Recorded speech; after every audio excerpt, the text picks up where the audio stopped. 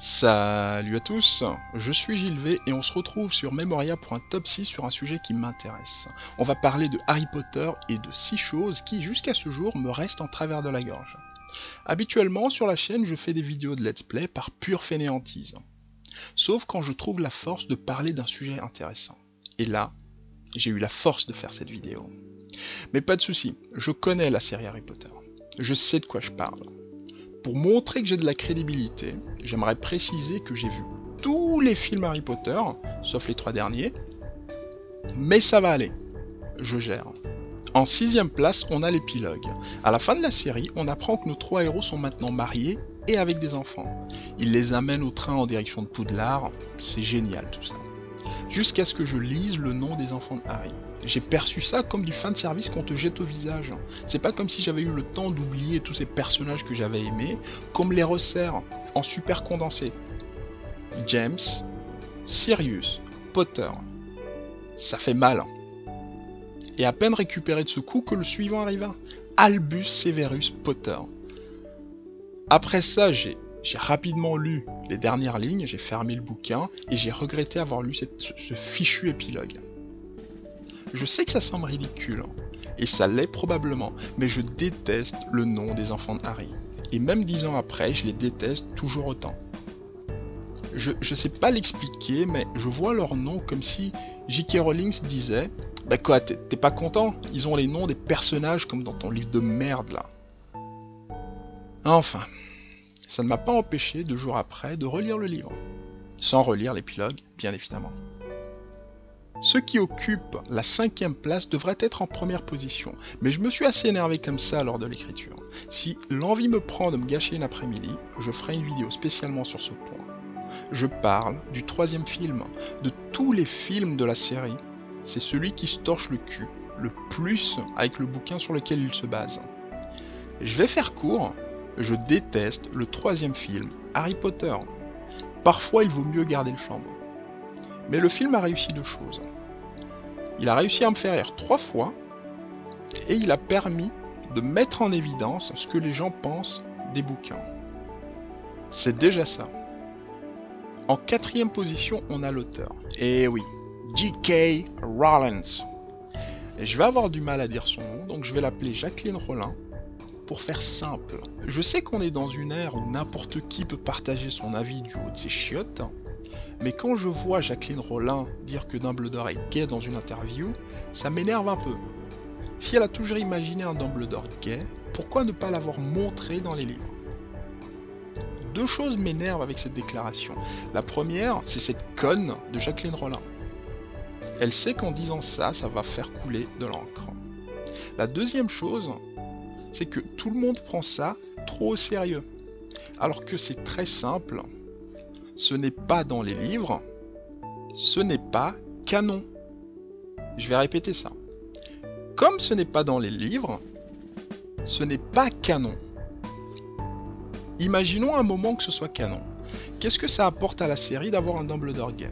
Est-ce que ça change quelque chose? Ça change rien du tout. À part peut-être imaginer des scènes cocasses.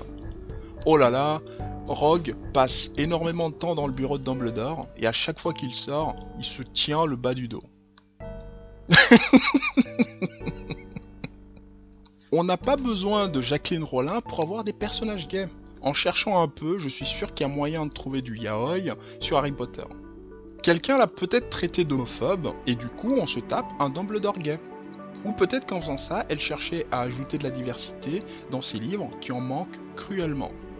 Si elle veut modifier ses livres, elle n'a qu'à en publier d'autres pour ajouter autant de personnages gays qu'elle veut.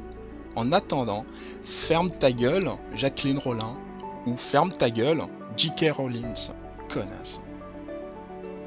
Après l'auteur, on a le personnage principal en 3ème position, Harry Potter, ou l'enfant qui a survécu, ou encore Harry le survivant, et parfois même Henry Potter. Moi je l'appelle Harry l'assisté. Le fait qu'Harry ait été écrit de manière à ce qu'on puisse s'identifier à lui, cette manière qui le rend si fade et peu intéressant, ne m'intéresse pas. Regardons plutôt les exploits qu'il a réalisés. Il a résisté à l'Avada Kedavra, merci maman. Il vole comme un dieu sur un balai et il a réussi à entrer dans l'équipe de Quidditch en première année, chose qui n'a pas été vue depuis une centaine d'années. Merci la marque. Harry ressort vivant du combat contre Quirrell et Voldemort. Merci maman.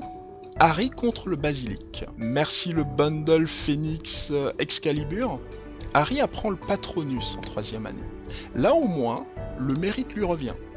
Il a appris un sort de haut niveau pour quelqu'un de son âge. Bien joué Harry. Il a réussi à échapper à Voldemort avec le corps de Cédric. Merci le scénarium. Il a monté l'AD, l'armée de Dumbledore, pour apprendre aux participants des sorts que Hermione lui a appris l'année dernière. Après ça, je vais juste devenir amer, donc je vais m'arrêter là pour la liste. En deuxième position, on a l'inactivité de Dumbledore. Je répète, l'inactivité de Dumbledore. La position de Dumbledore est assez délicate. Il est le plus puissant, le plus talentueux, le plus prestigieux sorcier de son ère, ce qui veut dire que si jamais il intervient, il n'y a pas d'histoire. Ce qui donne lieu à des situations ridicules du genre un troll qui se balade dans l'école. Ou même mieux, Voldemort qui se balade dans l'école.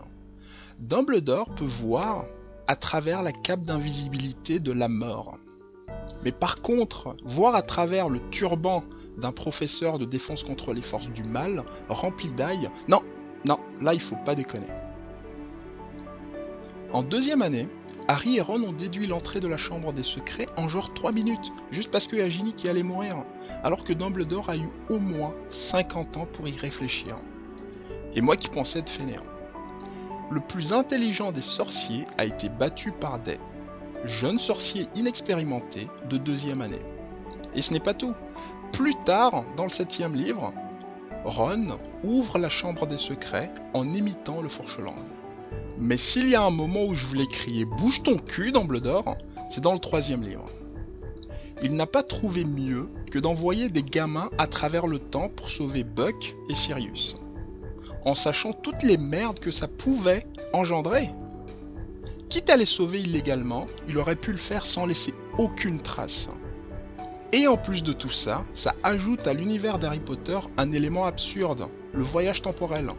Pas absurde parce que c'est le voyage temporel, mais absurde parce qu'il n'est utilisé que pour permettre à une gamine en deuxième année de prendre plus de cours.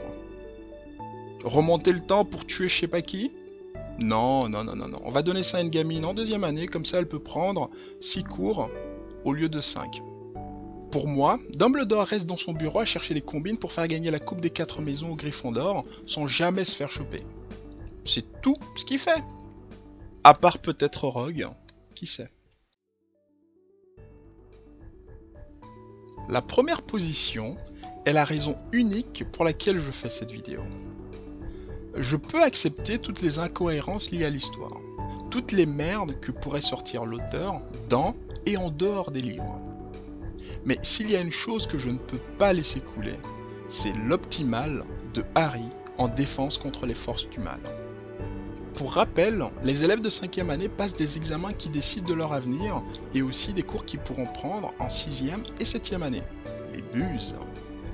Je vais vous demander un moment pour réfléchir aux notes que pourraient avoir nos 3 héros, Harry, Ron et Hermione.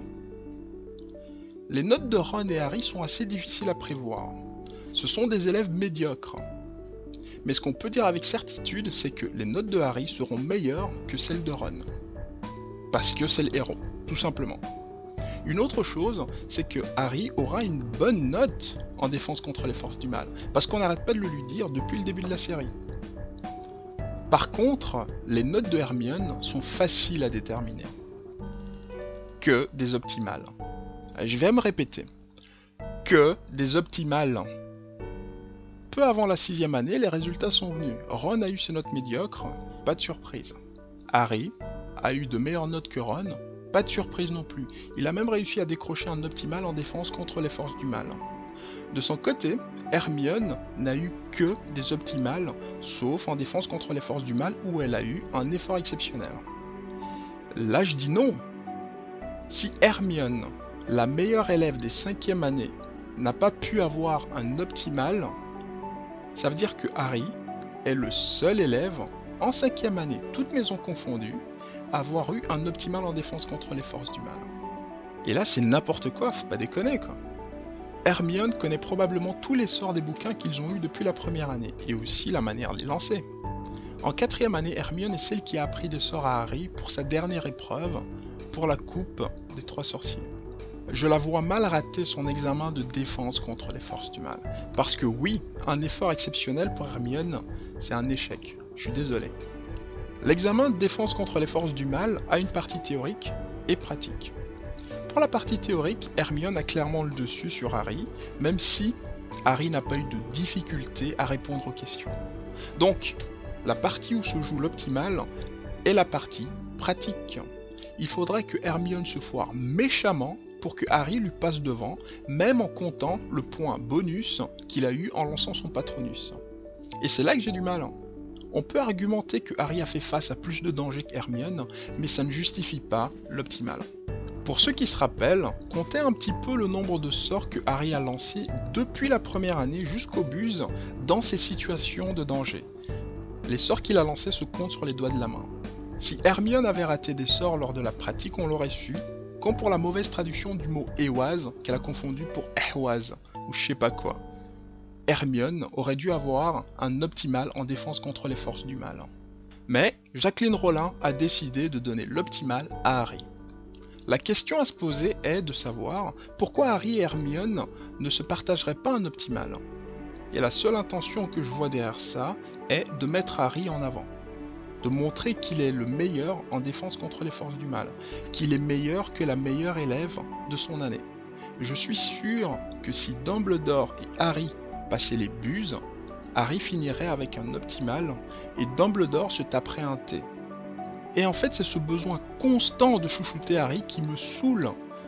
L'impression que j'ai de Harry est celle d'un enfant gâté qui retient sa respiration jusqu'à ce qu'on lui achète son jouet. Et le cas de l'optimal est le jouet de trop pour moi. Voilà qui conclut la vidéo. Si vous aussi vous avez un moment qui vous a irrité dans la série Harry Potter, laissez-moi ça dans les commentaires, je me ferai un plaisir de lire tout ça. En attendant, je vous dis merci d'avoir regardé la vidéo et à bientôt sur Memoria. Allez, salut! Tu es un boursier, Harry.